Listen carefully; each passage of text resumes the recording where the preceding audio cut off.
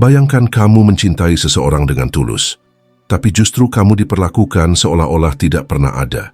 Itulah yang orang sebut cinta kelapa. Awak cinta dia nggak apa-apa. Kamu memberi perhatian, tapi dibalas cuek. Kamu hadir, tapi dianggap angin lewat. Rasanya seperti menunggu pintu yang tidak pernah akan terbuka, dan di titik itu, kamu mulai bertanya, apa aku tidak cukup berharga? Itulah realita yang banyak orang alami hari ini. Cinta ada tapi tidak dihargai.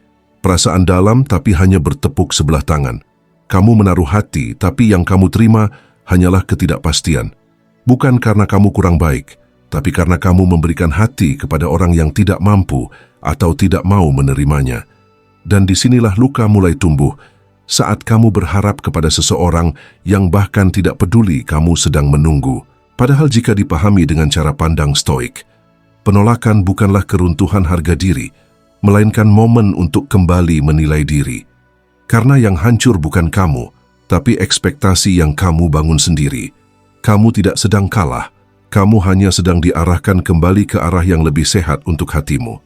Dan ketika kamu sadar, kamu akan mengerti, menghormati diri sendiri jauh lebih penting daripada memohon cinta yang tidak dibalas. Sebelum kita masuk lebih dalam dan membedah bagaimana cara stoik menjaga kewarasan dan martabat dalam cinta yang tidak terbalas, jangan lupa untuk like, subscribe, nyalakan lonceng notifikasi, dan tulis pandanganmu di kolom komentar.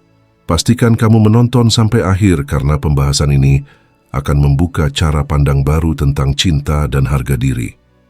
Oke, mari kita bahas ini sama-sama. Terima realita bukan fantasi. Lucu ya? Kadang kita bukan jatuh cinta pada orangnya, tapi pada harapan yang kita buat sendiri. Kita menempelkan versi ideal di kepala, lalu membohongi diri sendiri dengan kalimat seperti, dia sebenarnya peduli, cuma belum menunjukkan saja. Padahal yang kita kejar bukan dia, tapi fantasi yang kita buat tentang dia. Masalahnya, hati kita sering lebih setia pada ilusi dibanding fakta. Kamu lihat dia jarang balas chat, kamu tahu dia tidak pernah memulai komunikasi, kamu sadar dia hanya hadir kalau lagi butuh. Tapi tetap kamu bela-belain perasaan, seakan-akan menipu diri sendiri itu bentuk kesetiaan. Itu bukan setia. Itu menyiksa diri dengan penuh gaya. Stoik mengajarkan satu hal sederhana. Lihat dunia sebagaimana adanya, bukan sebagaimana kamu ingin dia terlihat. Kalau dia tidak membalas, ya sudah. Itu sinyal, bukan misteri, bukan teka-teki yang harus kamu pecahkan. Kamu tidak sedang membaca kode, kamu sedang menolak realita. Menerima realita bukan berarti menyerah, itu berarti kamu sadar diri. Kamu cukup dewasa untuk berkata, kalau aku tidak dihargai di sini, mungkin aku tidak diciptakan untuk tinggal di sini. Itu cara menjaga martabat yang paling dasar, berhenti memohon sesuatu yang sebenarnya tidak pernah ditawarkan. Dan ingat, tidak semua rasa butuh diteruskan. Ada rasa yang justru harus dihentikan supaya kamu tidak habis. Karena mencintai itu mulia, tapi mencintai sambil kehilangan diri sendiri itu bodoh. Cinta sejati tidak membuatmu merasa rendah. Cinta sejati membuatmu tumbuh. Maka langkah pertama, stop meromantisasi penolakan. Lihat faktanya, hadapi apa adanya, dan berhenti menambal luka dengan alasan-alasan palsu. Kamu tidak sedang gagal dalam cinta. Kamu sedang diselamatkan dari orang yang tidak mampu mencintaimu dengan layak. Bedakan mana yang bisa kamu kendalikan. Orang yang paling cepat hancur karena cinta biasanya adalah orang yang mencoba mengendalikan hal yang tidak pernah jadi miliknya, perasaan orang lain. Kamu berharap dia balas perhatianmu, berharap dia akhirnya sadar, berharap dia suatu hari memilihmu. Masalahnya, harapan itu tidak salah, yang salah adalah kamu berharap pada sesuatu yang tidak berada di dalam kendalimu. Kamu bermain di wilayah orang lain, lalu kamu kecewa ketika kamu tidak menang. Kamu bisa jadi sebaik apapun, tapi kalau dia memang tidak berniat membalas, kamu tetap tidak akan mendapat tempat. Cinta bukan soal layak atau tidak layak. Cinta soal keputusan, bukan balas jasa. Kamu bisa memberi 1000 bukti, tapi kalau hatinya memang tidak tertuju kepadamu, kamu tetap hanyalah pilihan cadangan yang sopan. Dan kalau kamu masih bertahan, pelan-pelan kamu bukan lagi sedang mencintai, kamu sedang merendahkan diri. Prinsip Stoik jelas, kendalikan diri bukan hasil. Kamu boleh menyukai seseorang, tapi kamu tidak berhak menuntut dia balik menyukaimu. Kamu punya kuasa atas sikapmu, bukan atas responnya. Semakin cepat kamu menerima batas ini, semakin cepat juga kamu berhenti menyiksa diri. Karena pada akhirnya, kamu tidak sedang terluka oleh dia. Kamu terluka oleh harapan yang kamu pelihara sendiri. Dan kalau kamu jujur pada dirimu, kamu sebenarnya bukan kecewa karena cintamu tidak diterima. Kamu kecewa karena egomu tidak dipuji. Kamu ingin dipilih. Kamu ingin dibutuhkan. Kamu ingin merasa berarti di hidup seseorang. Tapi kamu lupa, nilai dirimu tidak diukur dari siapa yang mau membalas cintamu, tapi dari bagaimana kamu memperlakukan dirimu sendiri. Kamu tidak kalah karena dia tidak memilihmu. Kamu kalah kalau kamu tetap bertahan di tempat yang jelas-jelas tidak menginginkanmu. Karena di titik itu, kamu bukan lagi memperjuangkan cinta. Kamu sedang rela jadi penabur waktu dan harga diri. Dan lebih ironisnya lagi, kamu menyebutnya kesetiaan. Maka pelajaran Stoik di titik ini sangat sederhana. Lepaskan kontrol atas orang lain dan ambil kembali kontrol atas dirimu sendiri. Kamu tidak bisa memaksa seseorang mencintaimu, tapi kamu selalu bisa memutuskan berhenti merendahkan dirimu demi diperhatikan. Dan keputusan itu, yang sederhana tapi tegas, adalah bentuk penghormatan tertinggi terhadap harga dirimu. Jaga martabat dalam diam. Orang yang belum dewasa dalam cinta selalu ingin membuktikan sesuatu. Mereka kejar, mereka ulangi pesan, mereka cari perhatian, berharap sedikit respons dianggap kemenangan.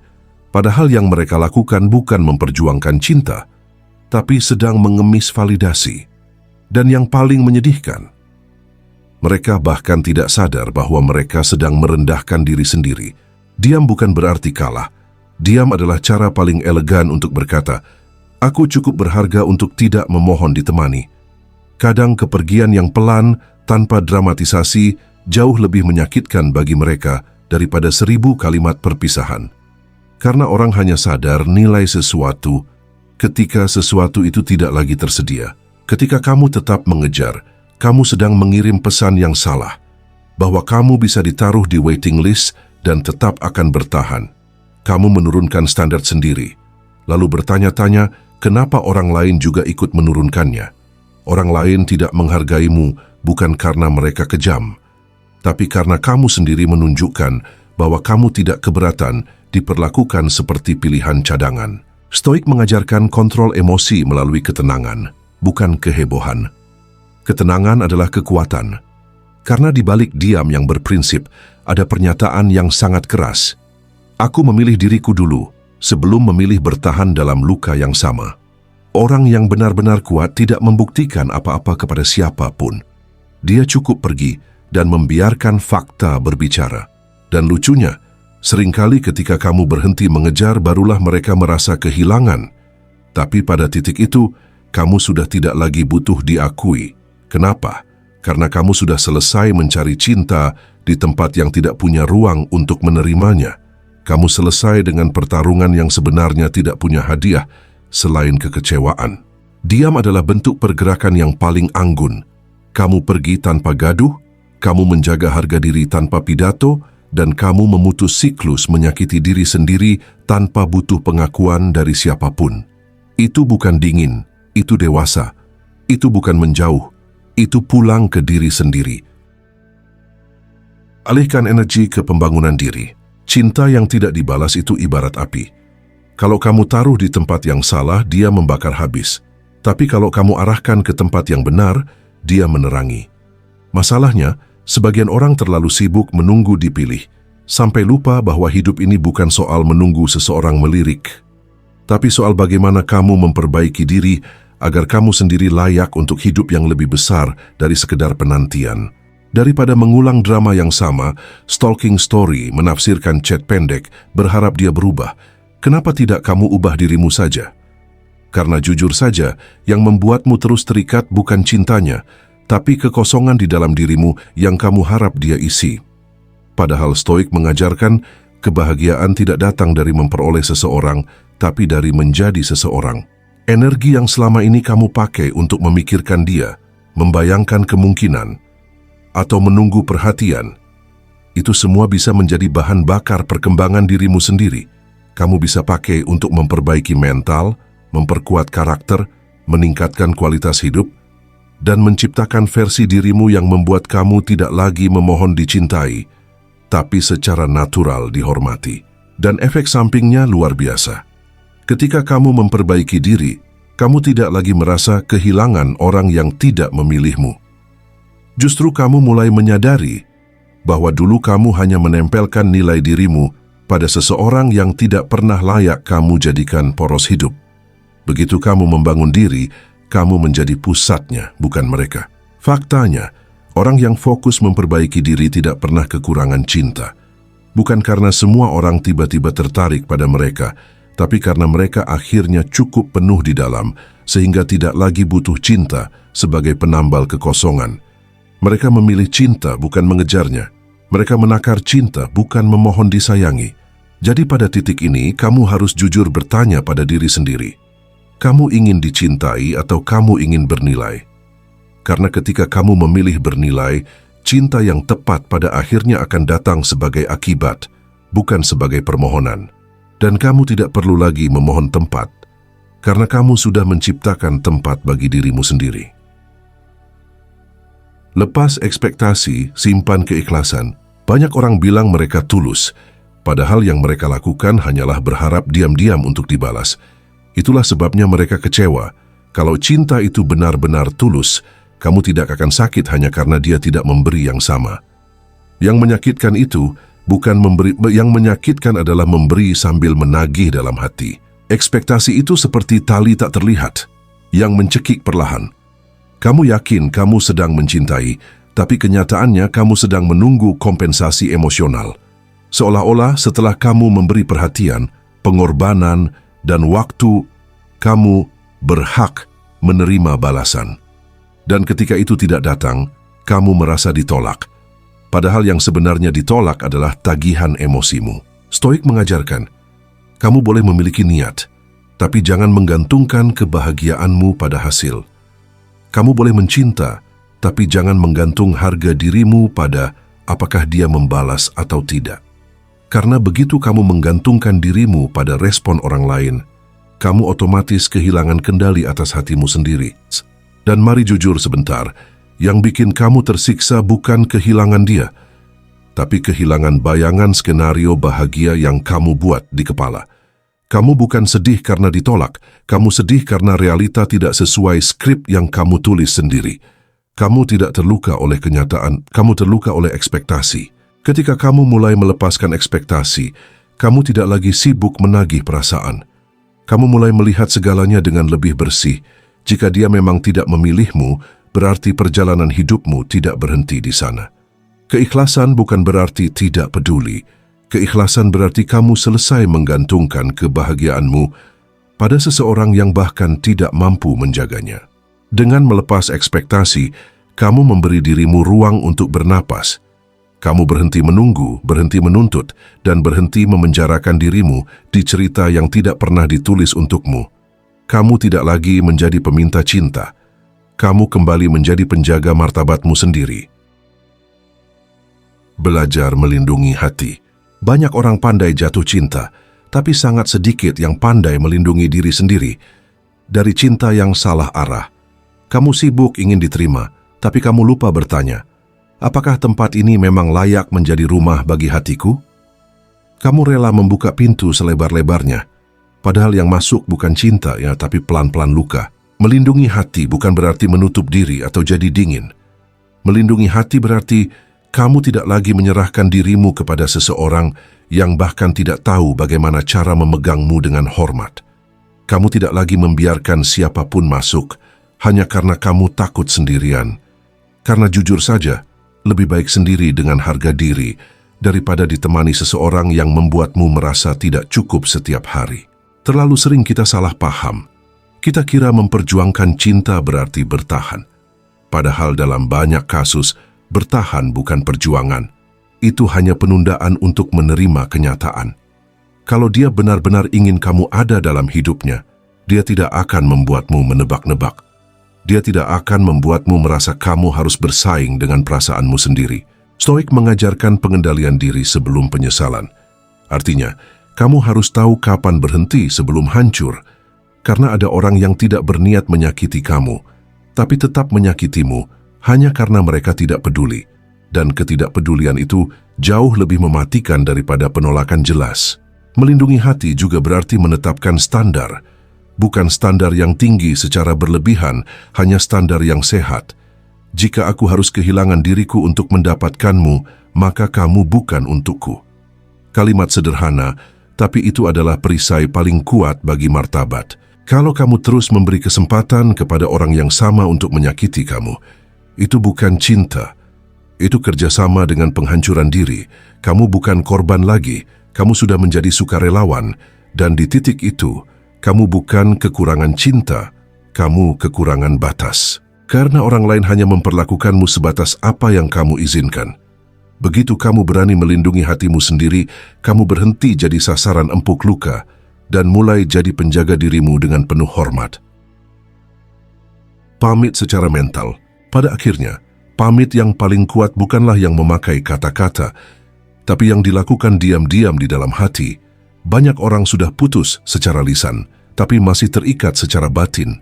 Sebaliknya, orang yang kuat secara mental sudah selesai jauh sebelum ia benar-benar pergi. Mereka tidak butuh drama, mereka hanya berhenti hadir. Pamit secara mental berarti kamu berhenti menggantungkan dirimu pada keberadaan seseorang. Kamu berhenti mengecek apakah dia melihat storymu. Kamu berhenti menanti notifikasi. Kamu berhenti berharap ada pesan baru. Kamu tidak menutup pintu untuk menyakiti dia. Kamu menutup pintu untuk menyakiti dirimu sendiri, dan itu jauh lebih elegan dibanding perpisahan dramatis penuh air mata. Di titik ini kamu tidak lagi menunggu keajaiban. Kamu berhenti bernegosiasi dengan logika dan berhenti mencari tanda-tanda yang tidak pernah ada. Kamu menerima bahwa cinta yang sehat tidak perlu dipaksa, dan perhatian yang tulus tidak perlu dipanggil dengan kesedihan. Kamu berhenti mendesak semesta agar memaksa seseorang mencintaimu, karena kamu sudah kembali mencintai dirimu sendiri. Pamit secara mental juga berarti kamu memutus rantai ketergantungan emosional. Kamu tidak lagi menjadikan seseorang sebagai pusat kebahagiaanmu. Kamu berdiri tegak di atas kakimu sendiri. Karena ketika kamu memulihkan kemandirian batinmu, kamu tidak lagi merasa kehilangan dia. Kamu justru merasa kembali menemukan dirimu. Dan lucunya, setelah kamu benar-benar pulih, kamu baru sadar bahwa kamu tidak kehilangan apa-apa. Kamu hanya berhenti mengejar sesuatu yang sejak awal memang bukan milikmu. Kepergianmu bukan tentang dia, ini tentang penghormatanmu kepada dirimu sendiri. Kamu tidak lagi menukar harga diri demi ditemani. Jika cinta tidak membawamu pulang, lebih baik kamu pulang pada dirimu sendiri. Karena di saat kamu memilih dirimu, kamu menang tanpa harus mengalahkan siapapun. Pada akhirnya, cinta yang tidak dibalas bukan masalah keberuntungan, tapi pelajaran kedewasaan. Jika seseorang tidak memilihmu, itu bukan akhir cerita.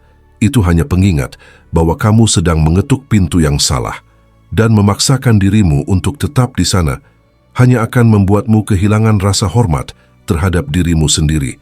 Karena yang benar-benar hancur bukan hatimu, tapi harga dirimu. Kalau kamu terus memohon tempat yang tidak pernah disediakan untukmu, berhentilah menunggu seseorang yang bahkan tidak peduli apakah kamu tetap tinggal atau pergi.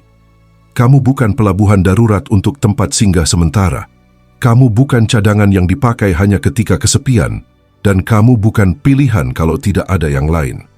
Kalau kamu masih membiarkan dirimu diperlakukan begitu, jangan bilang kamu sedang mencintai. Katakan saja kamu sedang menawar dirimu terlalu murah. Cinta yang tepat tidak membuatmu merasa terbuang. Cinta yang tepat tidak membuatmu bertanya-tanya setiap hari, apakah kamu cukup? Cinta yang tepat tidak membuatmu kehilangan dirimu demi seseorang yang bahkan tidak ingin melihatmu utuh. Jadi kalau kamu harus memilih antara memaksa tetap tinggal atau menyelamatkan harga dirimu, pilih dirimu. karena mencintai orang lain itu baik, tapi menghormati diri sendiri itu wajib. Sebelum kamu menutup video ini, pastikan kamu like, subscribe, dan aktifkan lonceng notifikasinya. Lalu tinggalkan komentar di bawah tentang pengalaman atau pandanganmu soal cinta yang tidak dibalas. Terima kasih karena sudah menonton sampai akhir. Semoga kamu pulih, kuat, dan semakin bermartabat.